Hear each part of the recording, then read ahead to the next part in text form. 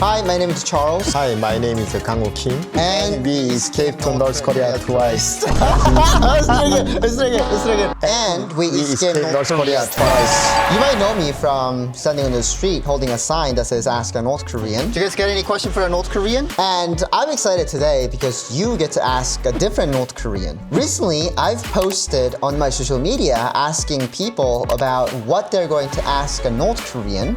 And today, we're going to ask Kang-woo the questions that you submitted. Let's dive right in. What shocks you the most after escaping North Korea? A lot of Korean YouTubers have talked about this. At first, I was shocked to see high school girls smoking. But now, what surprises me most is that presidents elected by the people have been impeached twice. In my first year here, President Park Geun-hye was impeached. And 2 years ago, President Yoon Suk-yeol was impeached too. Things like that are really surprising. Democracy. Yeah. It makes me feel like the people could even remove the current president. Are there animals that are native North Korea that we don't have it in America? Most of the animals that used to live in North Korea crossed into China because they were starving. Then China put up fences to keep them from coming back. These days, the only animals you commonly see are dogs, sparrows, and swallows. Even pheasants are hard to find. So, what animals are left? I don't think there are many. Next question. 있죠. Wait, I thought of one. There is one big animal. 김정은. Yeah. Make sense? Kim Jong-un. There you go. I like that. 정은아 꿀꿀해봐 이제. How heavy is Kim Jong-un? 이거는 He's as fat as the hatred of all 25 million North Koreans. He's as fat as the combined resentment of all 25 million North Koreans. Did you have a long-term goal in mind? For example, find work, marriage, children, or was escape to a better life the only focus at the time? 저희 집이 My life hasn't been very long, but it feels like it was divided in two by the 2009 currency reform. The 2009 currency reform destroyed people. To explain it really quickly and quite roughly, imagine you're in the US and the government says, we're renewing the dollar. Now your old dollar is worth 99% less. You can buy some new dollars, but you have to buy them with your old dollars, which are now close to worthless. But the maximum new dollar you can buy is $100. So if you had saved $1 million, you'd have to throw $990,000 away. The North Korean citizens were furious. Before the currency reform, I had a dream. Since all my relatives lived in Pyongyang, my plan was to move there, serve in the military. Then, after 3 or 4 years, get a recommendation, bribe my way into a university, and then attend a military academy. I wanted to become a career military officer, marry a woman from Pyongyang, have a son and a daughter, and live happily. If I had the time, I also wanted to write. But after the currency reform, those dreams all disappeared. From then on, my only goal was simply to survive. 이제 생존을 위한 가정만이 있었습니다. 알겠습니다. Next question. Did North Korean people eat grass when they're hungry? This is just my personal experience and my own opinion. But I've never actually seen North Koreans eating grass. But I've seen plenty of people eating mugwort instead. There are many different kinds of mugwort. People who were too poor to buy cigarettes, which were very expensive, would dry mugwort and smoke it instead. My family suffered from hunger too. After the 2009 currency reform, we mixed mugwort with cornmeal and made little cakes out of it. You might imagine they tasted good, but they didn't. There wasn't enough to fill you up. My mom would ration them, letting us eat only 3 or 4 per meal. One batch had to last 2 or even 3 days. So we were always hungry. And if you ate the wrong kind of mugwort, your face could swell up. Honestly, mugwort was one of the better foods. China also exported a type of noodle made from corn cobs after the kernels had been removed. It was called kamyeon. It actually tasted okay, but it had almost no nutritional value. We'd boil it with water or squash and eat it whenever we were starving. So no, I never ate grass, just edible wild plants. Basically, if it was edible and grew in the mountains, we ate it. What is something you wish more of us understood about North Korea? First, I hope people will get to know North Korean defectors, why they had to leave behind their parents, siblings, and hometowns to escape. And I'd like the international community to take an interest in how they're living now and what they hope for. Once people understand them, I think they'll also begin to think about those who are still left behind. What's the most little thing you can do to get a prison sentence, and how long is that sentence? 너무 어려운 질문인 것 같아요. When I was growing up in North Korea, I once read the criminal code out of curiosity. There's one part I still remember that I'd like to share. Let's say you're walking with your friends and someone says, "Tonight, we're going to steal corn from that farm." Would that be a crime? Yes or no? No, because you only talked about it. Exactly. If you never carry it out, it's not a crime. Actually, stealing the corn is a minor offense. But how that offense is punished depends entirely on the will of those in power. You could end up imprisoned for life or sent to a political prison camp. What I'm saying is, if you don't have money, you can't get out. 그리고 On the other hand, even if you commit a very serious crime, money can save you. So any crime can be treated as a major offense or reduced to a minor one. 그래서 In that 공평하고 kind of society, fairness and justice simply don't exist. 알겠습니다. 감사합니다. Do you think the widespread of hunger and shortages of food would get worsen over time? Well, this is something you'd understand if you've lived in North Korea. The dictatorship keeps its people suffering just enough that they don't actually die. Because if people have full stomachs, they'll seek freedom and defect, or they'll rise up and fight back. But if too many people die, it's hard for the regime to survive. They need people to serve 10 years in the military, build the leader's villas, and even staff his pleasure squads. So things will stay pretty much as they are. There may be small differences, but North Korea will never truly change. People should give up the dream of negotiating with the regime. When we were growing up, our parents always used to say, "This year is so hard, I could die." Then the next year they'd say, "This year is just as hard." Then the year after that, they'd joke, "I regret not dying last year." Every year it's the same. It's so hot I could die. It's so cold I could die. I'm starving to death. And yet everyone's still alive. So I think things will just keep staying the same. What is some of your positive memories from your childhood? 야. 일단은 My fondest memories are from my hometown. That's what I remember most.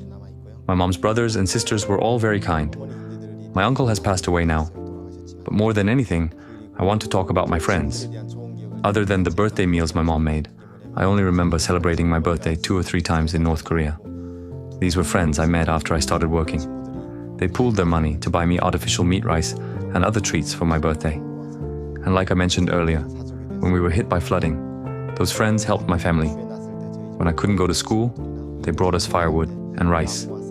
I have so many warm, grateful memories of those wonderful friends. 좋은 기억이 많이 있습니다. Next question. How do North Koreans find happiness? Some North Koreans who have been indoctrinated may feel happy being loyal to Kim Jong-un and receiving awards or recognition. That may make them happy. But for me, it's gathering with your family for dinner, and even if there's no dessert, talking together about your day, that feels like small but certain happiness. That's what real happiness is to me. But in North Korea, there is no real happiness. When you really think about it, I really like Plato's allegory of the cave. If you're denied freedom and oppressed, with everything handed to you, living as if you're being raised in captivity, is that real happiness? Maybe that's a philosophical question, but I don't think it is. I believe every North Korean is unhappy. Family is what helps them endure and keep going. When you're in school, were there holidays In North Korea? in North Korea? North Korea has so many holidays. Yeah, because January 1st is New Year's Day, and February 16th is the day of the shining star, Kim Jong-il's birthday. March 8th is International Women's Day. April 15th is the Day of the Sun, Kim Il-sung's birthday, and April 25th is the founding day of the Korean People's Army. May 1st is Labor Day. June 6th is the founding day of the Korean Children's Union, and July 8th is the anniversary of Kim Il-sung's death, and July 27th, that's when the Korean War Armistice was signed in 1953, which they claim was a victory. They call it Victory Day. Then August 15th, the day Korea was liberated from Japan. They falsely claim Kim Il-sung liberated the country. September 9th is the founding day of the DPRK. 그 추석. Yes, Chuseok too, since it's a traditional Korean holiday. But I'm talking about the made-up holidays created by the Kim family. 제가 만들어낸 말도 안 되는 명절에 대해서 이야기하는 거니까. Then in October 10th, the TDIA, the Down with Imperialism Union, which they say Kim Il-sung founded when he was about 17. There's that holiday too. Oh right, October 10th is also the founding day of the Workers' Party, carrying on the spirit of the TDIA. October 10th. I'm starting to forget them now. Then in December 27th is Constitution Day. December 24th is Kim Jong-suk's birthday. And I think September 20th is the anniversary of her death. There used to be no holiday at all in November, but Kim Jong-un wanted another spectacle, so he created Mother's Day on November 16th. I respect mothers too, but it's ridiculous. It's sad that Kim Jong-un even has a mother. Next question. Somebody asked, would you like to come over for dinner? 예쁘신가요? Is she pretty? Is she pretty? Yeah. 남자네. I don't like men. Hey, I'd love to if you invite me. I'd love to. He said, it will tear your stomach up, but it will taste good. 일단 저 모르는 사람이 사주는 밥 먹지 말랬어요. 감사합니다. Next question. Are there northern slang terms? I've lived in South Korea for about 10 years now. When I went back to North Korea, even after just 3 years away, I'd forgotten a lot of North Korean vocabulary. The people there had trouble understanding the words I was using. So back then, we were always coming up with new slang and using it with our friends, but I can't remember any of it now. Next question. What do you think Kim Jong-un's worst fear is? 살 빠지는 거? Maybe? You're asking me? I don't know. It's like losing weight? Maybe? Yeah. Next question. Do you foresee a freedom coming to North Korea and to North Korean people? Yes, I believe that one day freedom will come to North Korea. People spend so much time worrying about what will happen after reunification. But I think we should focus on taking action to achieve reunification first. We can deal with those questions afterward.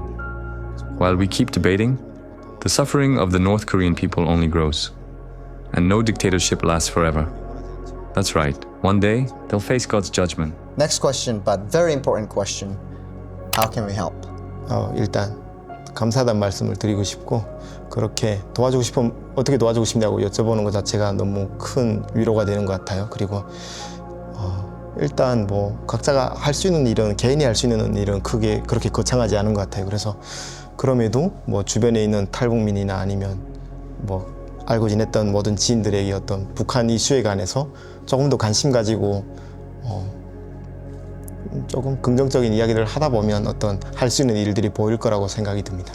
Yeah, I want to give an answer to this one too, and thank you so much for asking that question. That is a very generous question. One way that you can help is basically supporting the people who are actively being engaged in these causes. For example, people like NGOs that are supporting North Korean, and especially with I'm focusing on the lives after escape because I believe that the life really starts after you escape North Korea. That's your true beginning because you have not had that chance. And now since you're given the second chance to live, I want to be there and I want them to succeed and eventually return to North Korea as the next generations of the leaders. So if you could and if you're willing to help, please check out Freedom Bridge Foundations as well. As Freedom Bridge Foundation, we are trying to help North Korean refugees to basically live from survival mode to dream mode, because when you come to South Korea without anything, without any knowledge, it feels like getting into a time machine and just fast forwarding 70 years into the future. When in that state, the reality hits, and when that happens, people want to go back to North Korea and people are forced into workforce and they cannot even dream of living a free life because you have to do something to keep yourself alive in the South Korean society. And as you might know, South Korea is very competitive.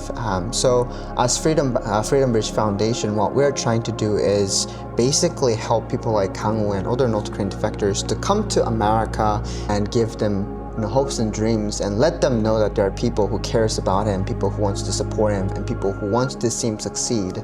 And that's what the Freedom Bridge Foundation does in raising the next generations of leaders.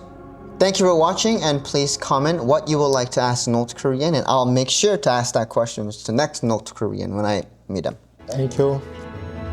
Bye.